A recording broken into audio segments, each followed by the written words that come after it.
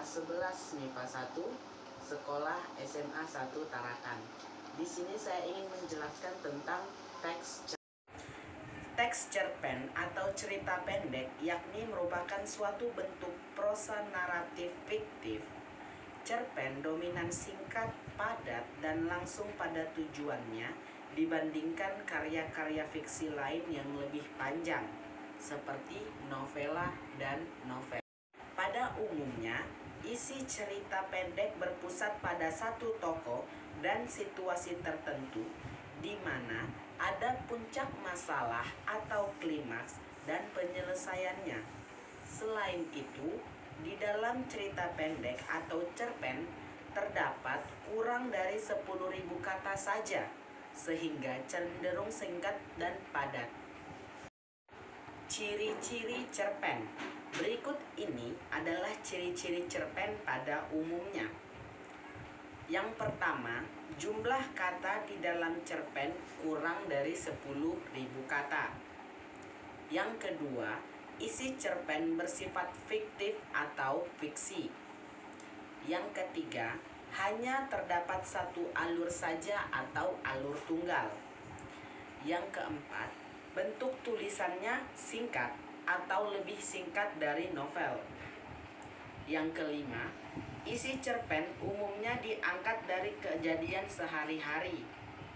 Yang keenam, biasanya cerpen menggunakan kata-kata yang mudah dimengerti oleh pembaca. Yang ketujuh, bentuk penokohan di dalam cerpen sangat sederhana.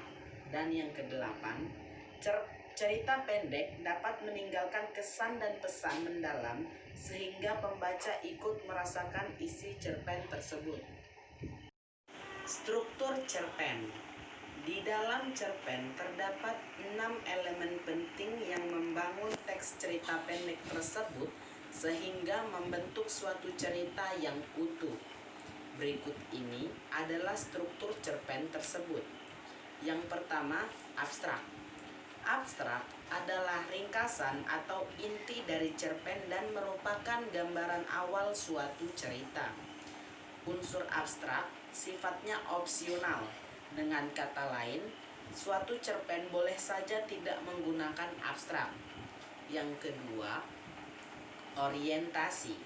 Orientasi adalah hal-hal yang berhubungan dengan waktu, suasana, dan tempat yang terjadi di dalam cerita pendek. Yang ketiga, komplikasi.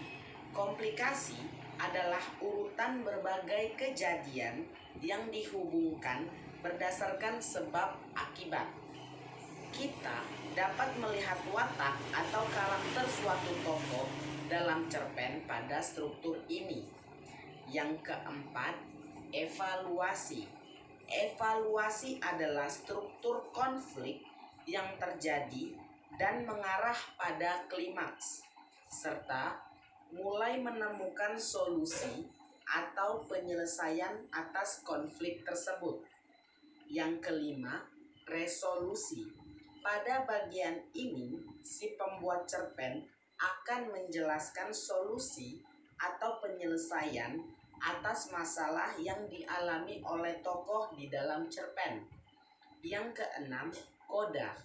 Koda adalah nilai, moral, atau pelajaran yang bisa didapatkan oleh pembaca cerpen. Unsur-unsur cerpen. Yang pertama, unsur intrinsik.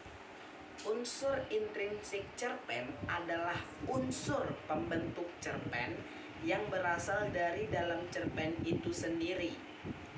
Beberapa hal yang termasuk di dalam unsur intrinsik adalah 1. Tema. Tema adalah gagasan utama di dalam suatu cerpen. Yang kedua, alur atau plot, yaitu jalan cerita di dalam cerpen. Yang ketiga, latar atau setting, yaitu berhubungan dengan tempat, waktu, dan suasana di dalam cerpen. Yang keempat, tokoh, yaitu pelaku di dalam cerpen. Yang kelima, penokohan, yaitu pemberian sifat dan watak tokoh dalam cerpen. Yang keenam, sudut pandang. yaitu cara pandang penulis cerpen dalam melihat peristiwa di dalam cerpen. Yang ketujuh, gaya bahasa, yaitu cara penulisan menyampaikan cerita di dalam cerpen. Yang kedelapan, amanat atau pesan, yaitu pesan moral yang ingin disampaikan penulis cerpen kepada pembaca atau pendengar. Yang kedua, unsur ekstrinsik. Unsur ekstrinsik cerpen adalah unsur pembentuk cerpen yang berasal dari luar. Beberapa yang termasuk di dalam unsur ekstrinsik adalah: 1. Latar belakang masyarakat, yaitu hal-hal yang mempengaruhi alur cerita dalam cerpen. Misalnya, ideologi, kondisi politik, sosial, dan ekonomi masyarakat. Yang kedua, latar belakang pengarang, yaitu hal-hal yang berhubungan dengan pemahaman dan motivasi penulis cerpen dalam membuat tulisannya. Misalnya, aliran sastra, kondisi psikologis, serta biografi. Yang ketiga, nilai yang terkandung dalam cerpen, yaitu nilai-nilai yang terdapat di dalam suatu cerpen. Misalnya, nilai agama, sosial, budaya, dan moral. Fungsi sastra dalam cerpen. Beberapa fungsi sastra di dalam cerpen tersebut adalah: 1. Fungsi rekreatif, yaitu fungsi cerpen yang dapat membuat pembaca merasa senang, gembira, dan terhibur. Yang kedua, fungsi didaktif, yaitu fungsi cerpen yang dapat mendidik dan mengarahkan pembaca melalui nilai-nilai kebenaran di dalam cerpen. Yang ketiga, fungsi estetis, yaitu fungsi cerpen yang memberikan keindahan kepada pembacanya.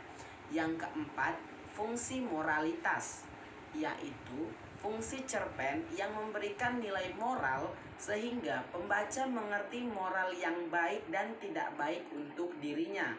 Yang kelima, fungsi religiusitas, yaitu fungsi cerpen yang mengandung ajaran agama dan menjadi teladan bagi pembacanya.